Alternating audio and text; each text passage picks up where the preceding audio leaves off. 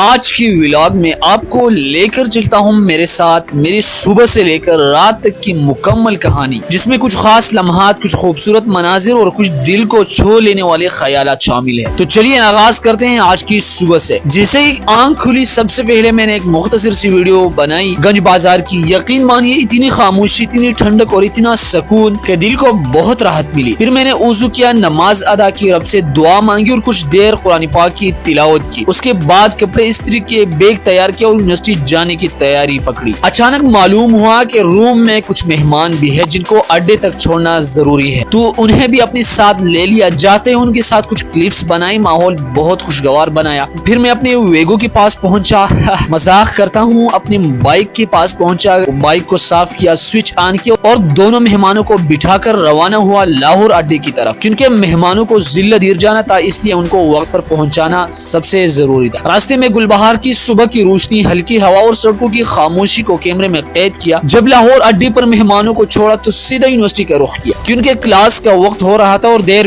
بالکل برداشت نہیں۔ راستے میں حشنگری اور قلعہ بلہ حصار سے گزر ہوا۔ قلعہ بلہ حصار پشاور کا ایک تاریخی ورثہ ہے جس کی تاریخ مغلوں اور دورانیوں کے ادوار تک جاتی ہے۔ یہ قلعہ ہمیں یاد دلاتا ہے کہ وقت بدلتا ہے لیکن تاریخ ہمیشہ زندہ رہتی ہے۔ تو دوستوں، سبق یہ ہے کہ اپنے کلچر اور اپنی تاریخ کبھی نہ بھولیے۔ راستے میں گلو city road, ابدارا road, Sherpao road اور خیبر ٹیچنگ ہسپتال جیسے کئی مقامات سے گزرتے ہوئے میں آخر کار پہنچا یونیورسٹی۔ صبح کا وقت تھا، ہر اسٹوڈنٹ جوش سے بھرا ہوا اپنی کلاس کی طرف بڑھ رہا تھا۔ جب میں ڈپارٹمنٹ میں داخل ہوا، سب سے پہلے میری نظر پڑی ہمارے چچا پر، جو اپنی ڈیوٹی بہت ہی ایمانداری سے سر انجام دے رہے تھے۔ میں نے بائک پارک کی، بالوں کو سیٹ کیا اور چچا سے مسکرا کر ملا۔ پھر میں چپ چاپ کلاس روم کی طرف بڑھا تو آج کا دن بہت اہم تھا، کیونکہ آج سر علی عمران کی کلاس تھی۔ سب سے پہلے انہوں نے ہمیں جرنلزم کی تاریخ پڑھائی، خاص طور پر 1910 سے 1931 تک کی، کس طرح اخبارات، صحافی اور میڈیا کی طاقت نے اس دور میں لوگوں کو بیدار کیا۔ اس پر بہت زبردست لیکچر تھا۔ سر علی عمران کی کلاس ختم ہوئی، دوسری کلاس شروع تھی اور جب دوسری کلاس ختم ہوئی تو میرے دوست حمزہ سلیم نے کلاس روم میں چائے لائی۔ چائے کی چسکیاں، دوستوں کی ہنسی اور پڑھائی کی باتیں، یہ لمحے ہمیشہ یاد رہنے والے ہوتے ہیں۔ دوستوں نے کہا آج کی ولاگ میں ہمیں ضرور شامل کرنا، تو میں نے انہیں بھی کیپچر کیا۔ آخرکار جب چھٹی ہوئی تو میں نے بائک سٹارٹ کی۔ سورج کی تیز دھوپ میرے چہرے کو چھو رہی تھی، تو جانا ضرور تھا۔ دھوپ کی اس گرمی کو برداشت کرتے ہوئے، اتنی شدید گرمی تھی کہ راستے میں روکنا مشکل لگ رہا تھا، مگر دل میں سکون یہی تھا کہ ایک مصروف